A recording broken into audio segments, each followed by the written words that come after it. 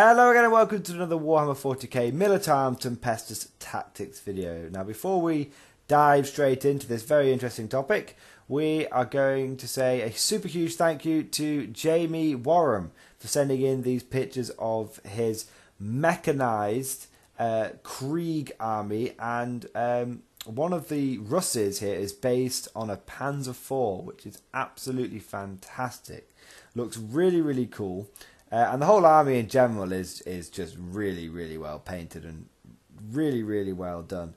So thank you, James, for sending these pictures in. Absolutely cool. Loads of epic conversions. If anyone has any cool pictures they want to send in and I can take a look, and if they're particularly good I can use them on my channel, then please just go and post them on my Facebook page and I'll take a look. And yeah. So there you go. Thanks again, Jamie. These pictures, it's a really cool army. I really like it.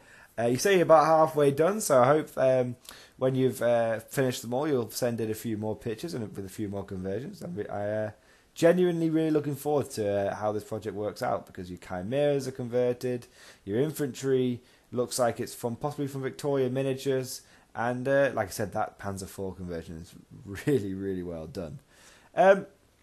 So without further ado, we're going to talk about a really important part of being a Militarum Tempestus player.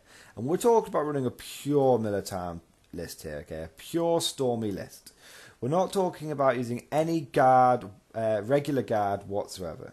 Okay, this series has always been about, if you want to run pure Tempestus, or near as damn it, Valkyries kind of count, this is how to do it.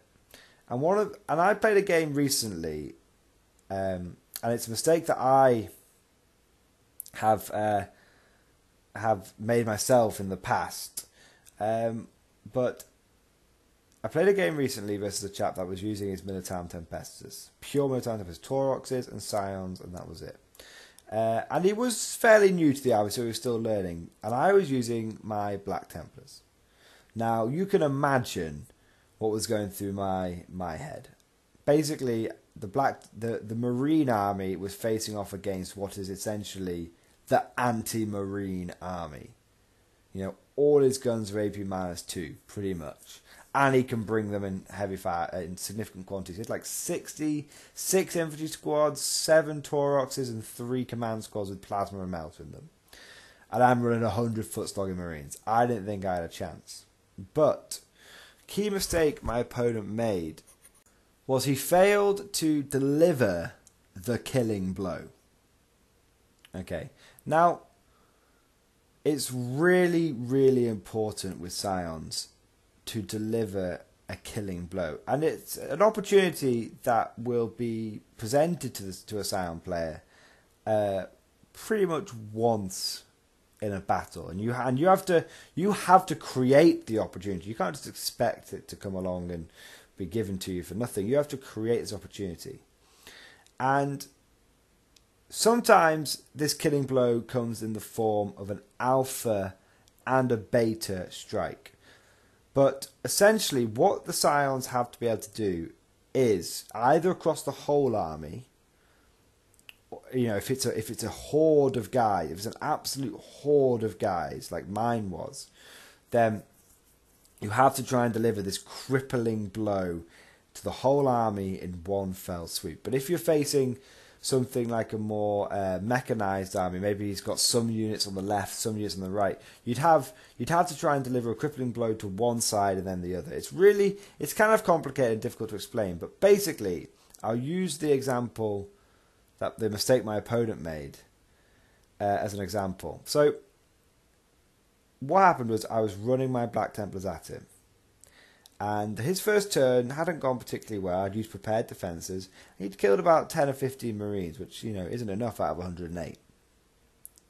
In my response, I had managed to kill Taurox and one of his infantry squads, but he still had 6 Tauroxes and command squads and 5 squads of Scions left. And what my opponent did is he half committed. Now I was a big block of Marines. I was in one place That was a big phalanx of Marines. What he should have done in his turn 2, he could have had nearly every single one of his guys jump out of Tauroxes and rapid fire, first fire, second fire, or reroll those ones to hit and just hosed me down. He would have crippled my entire army. But instead, he only half committed. He only jumped out with half his infantry units, and he didn't move his Tauroxes into a better position. And so what happened was he did significant damage to me. He killed 3.5. He basically put me down to only half the amount of Marines I had left. He did, wiped out maybe three squads of troopers, 3 squads of Marines. But I still had about 60 left after the dust had settled. And he was out, and half his army was now out and exposed. And the problem is that I was up in his grill. He needed to sweep me clear, essentially. Deliver a blow that I was never going to be able to recover from. Because as we all know, Scions can't really take a hit in return. So, instead, he didn't do this. And I had 60 Marines left in my big phalanx, my big black blob. And the return punch was too much for his army to handle. I wiped out all the infantry squads that I jumped out, killed another one of his Tauroxes and locked 2 more up, and killed 2 of his commanders, including his warlord and his relic bearer, in one turn, because he hadn't done enough. So instead of doing a crippling blow to me, instead he half-assed it, and then that boomeranged right back into his face and just did so much damage to him. Now, what my opponent should have done is realised, right, I can jump everyone out. He would have had 3 extra squads with firepower. He would have had the ability to issue an order to every single one of those squads using inspired tactics, okay? He would have had 3 extra squads. He could have manoeuvred his Tauroxes so that they had better angles of fire, so that he could kill what he needed to kill and not just do scattered damage across my whole army. And so, but 3 full squads of Scions in rapid fire range. All 3 of those squads had double plasma in them, and then 5 or 6 hotshot lasguns. That's so much firepower, so much rapid fire he could have done. He could have killed another 20 Marines easily.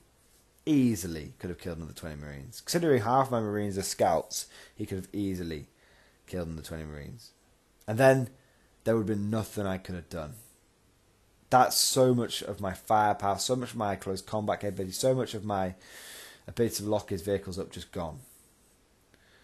But my opponent didn't deliver the crippling blow. And as a result, he was unable to... I said to him, he was like, oh, bloody hell, I'm struggling to make these saves with these Scions. And I said, don't think. I said, because I was giving some advice, because obviously he was learning the army. And I said, don't think that a 4+ save means anything. A 4+ save is nothing in 8th edition. It's not gonna help you, because you're still only toughness 3. The 8p modifiers are gonna start hurting you. And that was it. So, and unfortunately, for my opponent, I was able to smash back. And by the time the dust settled, turn 5, I was on 17 motion points. He was on 10, because I'd been able to just keep dominating the battlefield with my board control, and that was it basically. Now, as I said before, sometimes some of you are going to be saying, "Oh, but you've talked in the past about having an alpha and a beta strike," and this is very true.